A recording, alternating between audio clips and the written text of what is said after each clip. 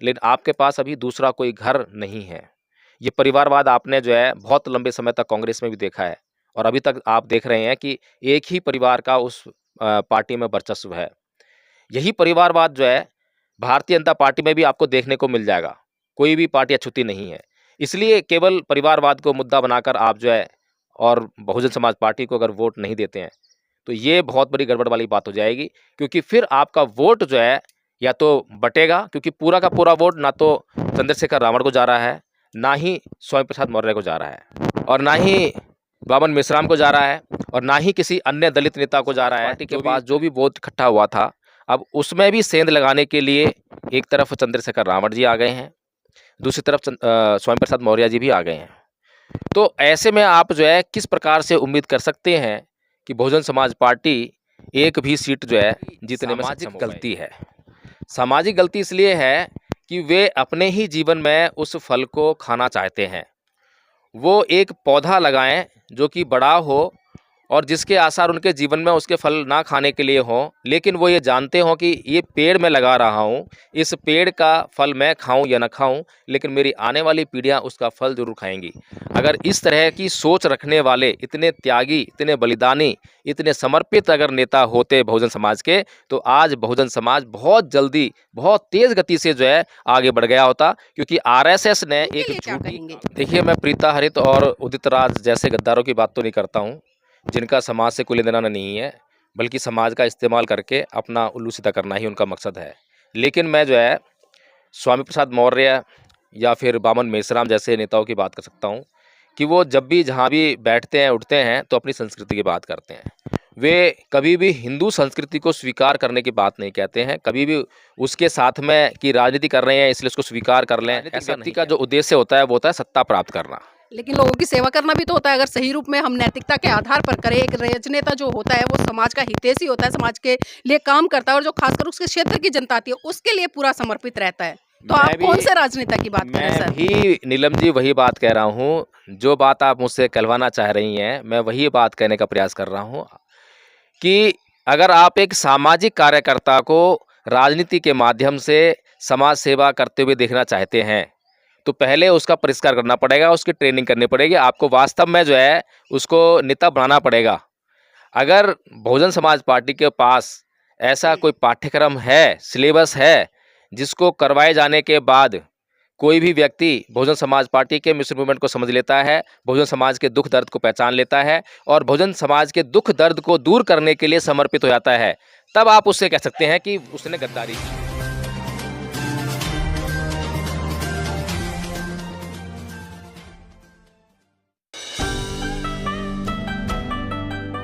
नमस्कार, आप देख रहे हैं एनबी न्यूज 24x7 नीलम बोध के साथ। साथियों, 2024 के लोकसभा के चुनाव की सरगर्मियां शुरू हो गई हैं। हर पार्टी अपनी अपनी तैयारी में लग गई है और उन्हीं तैयारियों में हम देख रहे हैं कि कुछ नेता इधर से उधर जाने का काम भी कर रहे हैं। जी हाँ, मतलब पार्टियों को बदलने का काम कर रहे हैं। साथियों, अगर वर्तमान में आज मैं बात करूँ, जिस तरह से हम कहते भी हैं, सुनते भी हैं और ख़ासकर लोगों की जो चर्चा होती है उसमें एक बात बहुत बड़े स्तर पर सुनने को मिलती है कि बसपा नेता बनाने का घर है। जी हाँ, जिसको नेता बनना होता है वो बसपा पार्टी में चला जाता है और जब वो नेता बन जाता है पूरे 5 साल तक वहाँ पर सत्ता के मजे लेता है और जब अंतिम दौर उसका चलता है तो तब कहीं ना कहीं वो इधर उधर छटक कर चला जाता है। जी हाँ, अभी जिस तरह से वर्तमान में एक ताज़ा प्रकरण निकल कर आ रहा है, रितेश पांडे जी को सभी जानते होंगे, लोकसभा के सांसद रहे हैं और जिस तरह से वो 5 साल उनका कार्यकाल विधायक के रूप में रहा, उसके बाद लोकसभा के रूप में रहा और जो लोकसभा भंग होने वाली थी उससे 1-2 दिन पहले रितेश पांडे जी ने भाजपा का दामन थाम लिया। अब इसके पीछे बेसिक कारण क्या है, इन्हीं कारणों पर जाकर चर्चा करेंगे। साथ ही एक बात और अब मैं आपको बता दूं, क्योंकि बसपा पार्टी का आज तक इतिहास रहा है कि उन्होंने कभी भी, चाहे वो सांसद हो या राज्यसभा सांसद हो, उसको दोबारा रिपीट नहीं किया है, किसी नए व्यक्ति को मौका दिया है। तो शायद यही कारण होगा कि रितेश पांडे जी ने बसपा का दामन छोड़कर भाजपा का दामन पकड़ लिया है। इसी विषय पर चर्चा करने के लिए आज मेरे साथ में एडवोकेट जय भीम प्रकाश जी, उन्हीं से जानना चाहूंगी कि एक ऐसी पार्टी जो मिशन मूवमेंट के तहत एक सामाजिक आंदोलन कही जाती है और एक तरह से त्याग समर्पण की पार्टी कही जाती है, लेकिन जब उस पार्टी में इस तरह के नेता आते हैं जो कि 5 साल 10 साल रहकर उसमें सत्ता का मजा लूटते हैं और जब पार्टी को उनकी जरूरत होती है तो वो पार्टी से छिटक कर दूसरी पार्टियों में चले जाते हैं। स्वागत है एनबी न्यूज में। जी, जय भीम, नमो बुद्धाय नीलम जी। हाँ सर, अभी जिस तरह से ताजा प्रकरण आया है, क्योंकि चुनाव का माहौल गर्मा गया है, हर पार्टी अपने अपने प्रत्याशी मतलब एक तरह से उतार रही है मैदान में, और अभी देखा है कि जो बसपा से 5 साल लगातार लोकसभा सांसद रहे रितेश पांडे जी अम्बेडकर नगर लोकसभा से, अभी उन्होंने बसपा का दामन छोड़ के भाजपा का दामन थाम लिया। तो किस तरह से देखते हैं सर इन चीज़ों को? देखिए नीलम जी, बहुत ही सिंपल सी बात है, साधारण सी बात है कि अगर बहुजन समाज पार्टी बहुजन समाज के मिशन मूवमेंट की पार्टी है, तो उसे यह देखना पड़ेगा कि उसका मिशन क्या है। और जिस प्रकार से रितेश पांडे जी उनको सांसद बनाया गया बहुजन समाज पार्टी के द्वारा, उनको टिकट दिया गया, तो क्या बहुजन समाज पार्टी ने उनका परिष्कार कर लिया था? क्या उनकी जांच कर ली थी कि वो बहुजन मिशन मूवमेंट को जो है समझते हैं, उसकी जानकारी रखते हैं और वे उसको स्वीकृति देते हैं? क्या उन्होंने जो है बहुजन मिशन मूवमेंट को दिल से स्वीकार कर लिया था?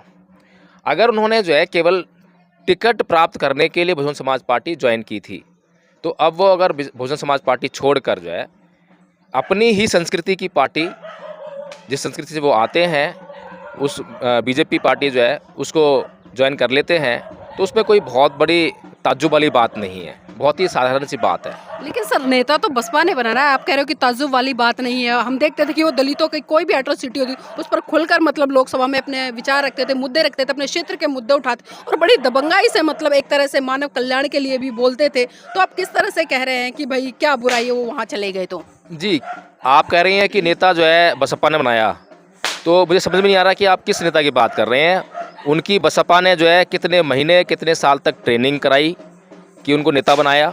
नेता तो बनाती है आरएसएस, जिसको वो सालों साल जो है अपना उसका पाठ्यक्रम है, उसकी पाठशाला है। मतलब सर, एक तरह से आप बसपा पे एलिगेशन लगा रहे हैं। रितेश पांडे जी उनको स्वार्थी नहीं कह रहे, क्योंकि जब उनको स्वार्थ साधना था वो लगातार 5 साल विधायक भी रहे और 5 साल वो लोकसभा सांसद भी रहे और मलाई खाई सत्ता की। और जब उन्हें पता चला कि भाई बसपा का ये रूल है कि वो दोबारा से किसी भी सांसद को रिपीट नहीं करती है, तो उन्हें तो स्वार्थी नहीं कह रहे आप, बल्कि उल्टा बल्कि बसपा को ही टारगेट कर रहे हैं। देखिए, मैं बसपा से एक प्रश्न कर रहा हूँ कि बसपा ने जब रितेश पांडे को टिकट दिया, तो अब उन्होंने ये जांच कर ली थी कि ये आदमी जो है स्वार्थी नहीं है, ये बहुत बलिदानी आदमी है। सर, किसी के अंदर घुस के कौन देख सकता है? इसीलिए तो मैं बोल रहा हूँ कि बसपा के पास ऐसी कौन सी स्कूली पाठ्यक्रम है या स्कूल है जिसमें वो जो है नेता बनाती है। मैंने वही तो पूछा, आप कह रही हैं कि नेता बनाया उन्होंने जो है, तो बताइए कौन सा स्कूल उन्होंने स्थापित किया है या कॉलेज स्थापित किया है नेता बनाने के लिए, जहाँ पर उनको ट्रेनिंग दी और वो ट्रेनिंग देने के बाद ये जो है घोषित कर दिया कि हाँ भाई अब ये नेता बन गया है।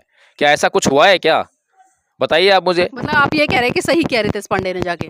नहीं, रितेश पांडे ने सही किया या गलत किया, क्योंकि राजनीति करने आए हैं और राजनीति किस तरीके से होगी उस तरीके से वो कर रहे हैं। लेकिन सर, जिस घर ने पनाह दिया, उनको पाल पोस के बड़ा किया, एक पद प्रतिष्ठा का एहसास कराया और यथा संपत्ति से उन्हें रूबरू कराया, तो उसके प्रति कोई जिम्मेदारी नहीं बनती कि जब आज जरूरत थी उनको बसपा पार्टी की, वहां रहना चाहिए था, उसके लिए प्रचार करना चाहिए, क्योंकि पूरे एक लोकसभा थी सर उनके पास में। देखिए, एक राजनीतिक व्यक्ति का उद्देश्य क्या होता है, आप ये बताइए। एक राजनीतिक व्यक्ति का जो उद्देश्य होता है वो होता है सत्ता प्राप्त करना। लेकिन लोगों की सेवा करना भी तो होता है। अगर सही रूप में हम नैतिकता के आधार पर करें, एक राजनेता जो होता है वो समाज का हितैषी होता है, समाज के लिए काम करता है और जो खासकर उसके क्षेत्र की जनता आती है उसके लिए पूरा समर्पित रहता है।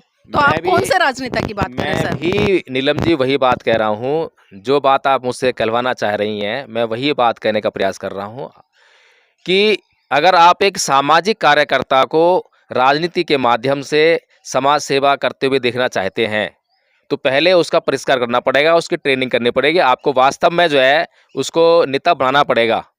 अगर बहुजन समाज पार्टी के पास ऐसा कोई पाठ्यक्रम है, सिलेबस है, जिसको करवाए जाने के बाद कोई भी व्यक्ति बहुजन समाज पार्टी के मिशन मूवमेंट को समझ लेता है, बहुजन समाज के दुख दर्द को पहचान लेता है और बहुजन समाज के दुख दर्द को दूर करने के लिए समर्पित हो जाता है, तब आप उससे कह सकते हैं कि उसने गद्दारी की है। अगर बहुजन समाज पार्टी ने रितेश पांडे के सामने कोई इस तरह का सिलेबस प्रस्तुत नहीं किया, कोई शर्त नहीं रखी है, केवल वो आए और उनको टिकट दे दिया और टिकट देकर जो है वो सांसद बन गए, तो वो 5 साल तक बसपा के सांसद रहे हैं, बसपा के मिशनरी कार्यकर्ता नहीं रहे हैं, बसपा का जो मिशन मूवमेंट है उसके लिए कोई काम नहीं किया है।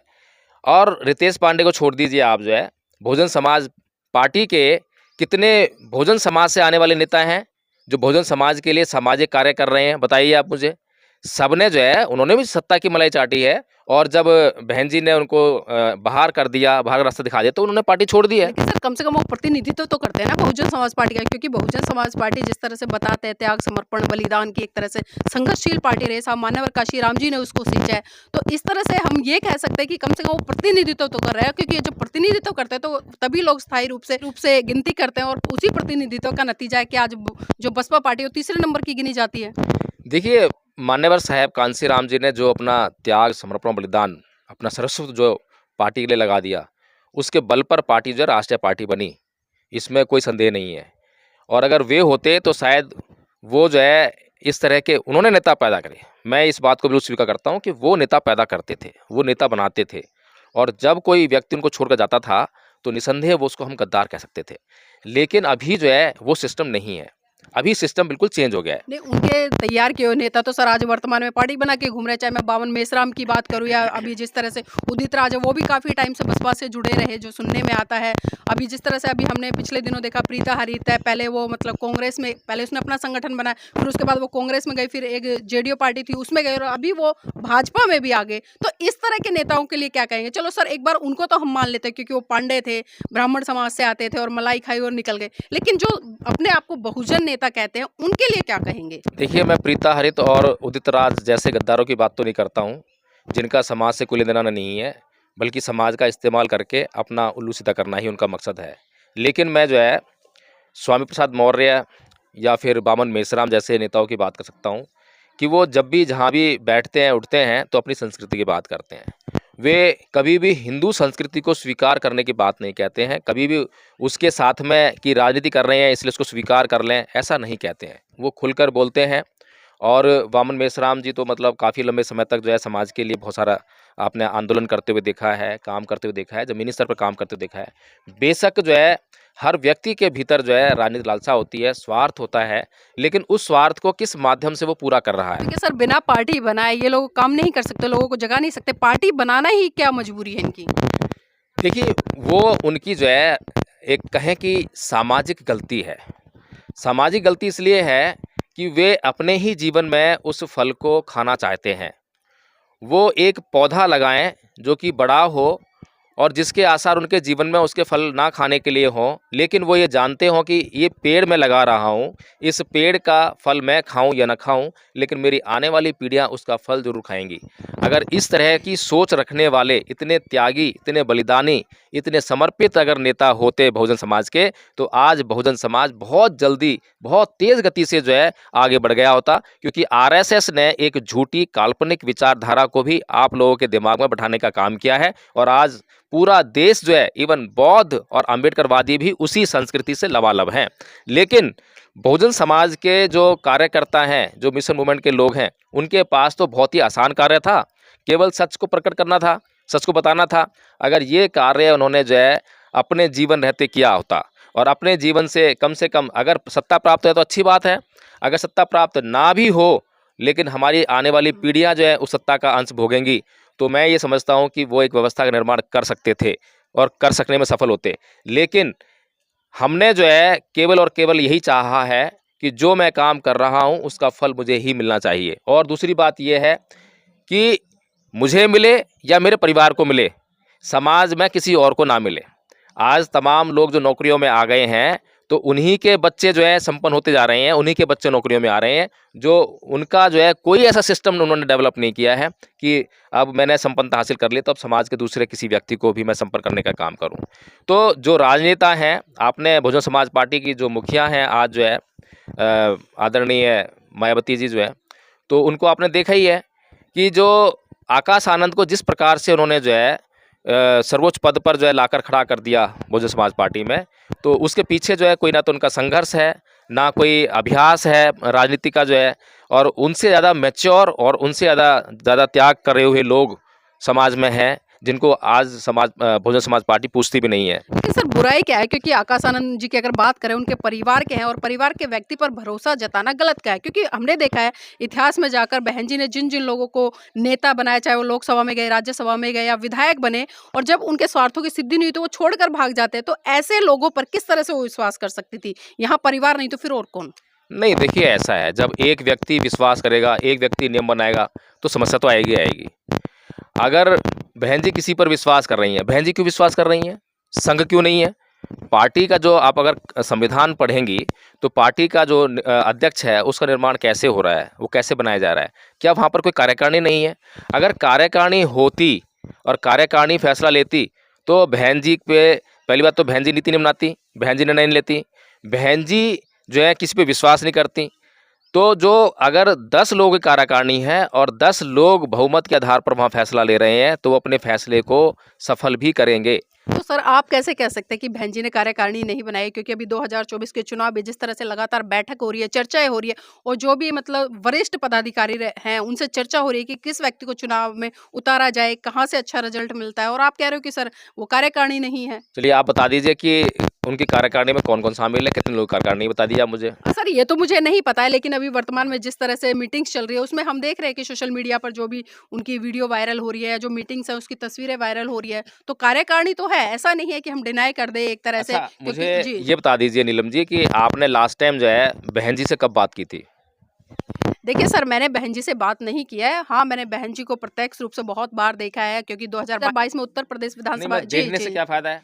देखने का आप जो है देखने जा रही हैं उनको जो है मन से देखने, क्या फ़ायदा है उसका? नहीं, मुझे ज़रूरत नहीं क्या लगी ना सर ऐसी क्या बात करने की। आपके पास कोई अगर महत्वपूर्ण सुझाव हो, तो क्या आप बहन जी से मिलकर वो सुझाव उनको दे सकती हैं क्या? नहीं, बिल्कुल दे सकते हैं अगर हमारा प्रयास हो तो। कि तो आपके पास आज तक कोई समाज के लिए सुझाव ही नहीं आया? तो सब जाते-जाते आखिरी सवाल लेना चाहूँगी, बहुजन राजनीति, खासकर 2024 के चुनाव किस तरह से देख रहे हैं? क्योंकि तमाम गुट है, तमाम नेता है, तमाम संगठन है। देखिए नीलम जी, 2024 के लोकसभा चुनावों में बहुजन समाज की राजनीति मेरे हिसाब से नील बटा सन्नाटा है और बहुत ही खतरे में है। एक आध सीट कहीं से अगर आ जाए, तो गनीमत माननी चाहिए, लेकिन एक आध सीट आने का कोई महत्व नहीं है। राष्ट्रीय पार्टी का लेबल बहुजन समाज पार्टी के पास है। उसको इसे बरकरार रखने के लिए पूरे 5 साल मेहनत करनी चाहिए थी। अपने कम से कम मिशन मूवमेंट के तैयार किए गए कार्यकर्ताओं को कम से कम जो है 2 या 3 साल पहले ही घोषित किया जाना चाहिए था।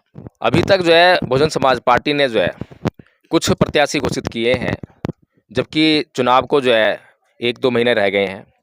तो इतने कम समय में आप जो इस प्रकार की राजनीति करते हैं, मिशन मूवमेंट की राजनीति करते हैं, लोगों को अपना मिशन मूवमेंट समझाने की राजनीति करते हैं। आरएसएस ने 1925 समझाना स्टार्ट किया था और अब जो है इस स्थिति में है कि किसी को ना भी समझाए तब भी हिंदुत्व, राम मंदिर जो है उनके दिमागों में बस गया है। तो बहुजन समाज पार्टी के पास कौन से मुद्दे को लेकर वो समाज में जा रहे हैं, मिशन मूवमेंट को लेकर जा रहे हैं कि अब वो लोग जो है राम मंदिर को छोड़कर, राम मंदिर के मुद्दे को छोड़कर, हिंदुत्व के मुद्दे छोड़कर जो है वे बहुजन समाज पार्टी को वोट करने के लिए आ जाएंगे। मान्यवर साहब कांसी राम जी ने इस समाज का वोट लेने के लिए बहुत कड़ी मेहनत की। गांव-गांव जाकर जो है लोगों को कैडर दिया, उनको मिशन मूवमेंट समझाया, उनके तन मदन में जो है आग लगा दी, तब जाकर जो है वो वोट इतना इकट्ठा हुआ जितना हो पाया था। और अब पीछे हमने देखा है पीछे के चुनावों में कि जो वोट इकट्ठा हुआ था वो बहुत तेज़ी से जो है स्लिप आउट हो गया। तो इस तरीके से नीलम जी मैं इसी नतीजे पर पहुंचता हूं कि बहुजन समाज पार्टी के पास जो भी वोट इकट्ठा हुआ था, अब उसमें भी सेंध लगाने के लिए एक तरफ चंद्रशेखर रावण जी आ गए हैं, दूसरी तरफ स्वामी प्रसाद मौर्य जी भी आ गए हैं। तो ऐसे में आप जो है किस प्रकार से उम्मीद कर सकते हैं कि बहुजन समाज पार्टी एक भी सीट जो है जीतने में सक्षम हो पाएगी? मुझे तो बहुत भारी खतरा दिखाई दे रहा है और रिजल्ट के तौर पर जो है नील बट्टा सन्नाटा ही दिखाई दे रहा है। आकाश आनंद जी थोड़ी सी मेहनत ज़रूर कर रहे हैं, लेकिन मेहनत करने के लिए जो मोटिवेशन उनके पास है वो पद ही है, जो उनको पद दिया गया है, एक जिम्मेदारी उनके ऊपर आ गई है। तो मेहनत कर रहे हैं, बहुत तो साधुवाद है, अच्छी बात है, लेकिन बहुत अच्छा होता कि ये बहुजन समाज पार्टी बहुजन समाज की पार्टी होती। लेकिन अब ये बहुजन समाज पार्टी जो है बहुजन समाज की पार्टी ना रहकर जो है परिवार की पार्टी बन गई है, और परिवार की पार्टी में कभी भी किसी को निकाला जा सकता है, किसी की तवज्जो नहीं है। और जो गैर राजनीतिक जड़ों की बात मैं कर रहा हूँ, मैं गारंटी से कह रहा हूँ मैं 100% गारंटी से कह रहा हूँ कि गैर राजनीतिक जड़ें क्या हैं और उनको कैसे वजूद करना है, इस बात की जानकारी आकाश आनंद जी को अब भी नहीं होगी। क्योंकि मैंने उनके बहुत सारे भाषण खुद अपने सामने सुने हैं। कम से कम 20-25 जनसभाएँ मैंने उनके अटेंड की हैं, जिसमें कि उन्हें इंट्रोडक्शन तक पढ़कर बोलना पड़ रहा था। जो व्यक्ति इंट्रोडक्शन तक पढ़कर बोल रहा हो, तो मुझे जो है ये बहुत ही शक और संदेह होता है कि बहुजन समाज पार्टी की राजनीति जो है वो कुछ उसके अच्छे दिन आ गए हैं। हाँ, इतना ज़रूर है कि आकाश आनंद जी जो है जो इनिशिएटिव ले रहे हैं, जो कम से कम जो लोगों के बीच जा रहे हैं, वो एक अच्छा संदेश है, अच्छा संकेत है और निरंतर इसी तरह काम करते रहें तो कम से कम जो है जो वोट हमारा जो है कहीं बाहर ना जाए और वोट जो है यहीं कहीं रह जाए। और फिर से मैं लोगों से सिर्फ एक ही बात कहना चाहूँगा कि अभी जो है आप बेशक बहुजन समाज पार्टी परिवारवाद को आप देख रहे हैं, कुछ भी देख रहे हैं, लेकिन आपके पास अभी दूसरा कोई घर नहीं है। ये परिवारवाद आपने जो है बहुत लंबे समय तक कांग्रेस में भी देखा है और अभी तक आप देख रहे हैं कि एक ही परिवार का उस पार्टी में वर्चस्व है। यही परिवारवाद जो है भारतीय जनता पार्टी में भी आपको देखने को मिल जाएगा। कोई भी पार्टी अछूती नहीं है। इसलिए केवल परिवारवाद को मुद्दा बनाकर आप जो है और बहुजन समाज पार्टी को अगर वोट नहीं देते हैं, तो ये बहुत बड़ी गड़बड़ वाली बात हो जाएगी क्योंकि फिर आपका वोट जो है या तो बटेगा क्योंकि पूरा का पूरा वोट ना तो चंद्रशेखर रावण को जा रहा है, ना ही स्वामी प्रसाद मौर्य को जा रहा है और ना ही बामन मिश्राम को जा रहा है और ना ही किसी अन्य दलित नेता को जा रहा है, जो भी दलित मूवमेंट चला रहे हैं, दलित मूवमेंट चलाने के नाम पर जो है पार्टी बनाई हुई है। तो कुल मिलाकर ये है कि अगर सत्ता हासिल करनी है, तो बहुजन समाज जो है उसके पास जो वोट है, वोट की जो ताकत है, अभी तक इकट्ठा नहीं हुई है और जो इकट्ठा हुई है वो बँटने के लिए तैयार बैठी है। तो इसीलिए हमें अगर आज कुछ थोड़ी बहुत राजनीतिक सत्ता अगर प्राप्त करनी है, थोड़ी बहुत ही कह रहा हूँ, पूरी आपको अभी नहीं आने वाली है। अगर थोड़ी बहुत भी प्राप्त करनी है, तो अपने वोट को जो है स्प्लिट मत होने दीजिए, बिखरने मत दीजिए। अभी जो है आप केवल और केवल बहुजन समाज पार्टी के ऊपर ही ध्यान केंद्रित कीजिए क्योंकि जिस प्रकार के प्रत्याशी बहुजन समाज पार्टी उतारेगी, दूसरी पार्टियां जो हैं, जो आपके ही समाज की पार्टियां हैं, वो जो है कहीं न कहीं उनसे बेहतर प्रत्याशी बिल्कुल नहीं उतार सकती हैं क्योंकि कहीं पर किसी प्रकार का कैडर नहीं चल रहा है, किसी प्रकार का कोई ट्रेनिंग प्रोग्राम नहीं चल रहा है, तो आपको वहाँ भी ऐसे ही प्रत्याशी मिलेंगे और यहाँ भी ऐसे प्रत्याशी आने हैं। तो इसलिए कम से कम जो है इस पार्टी का जो राष्ट्रीय ओहदा है, जो राष्ट्रीय पार्टी का जो लेवल है, उसको बनाए रखने के लिए और अपने वोट को जो है एक जगह इकट्ठा होकर इस देश में जो है अन्य पार्टियों को ये संदेश देने के लिए कि बहुजन समाज के अंदर कहीं न कहीं कुछ एकता है।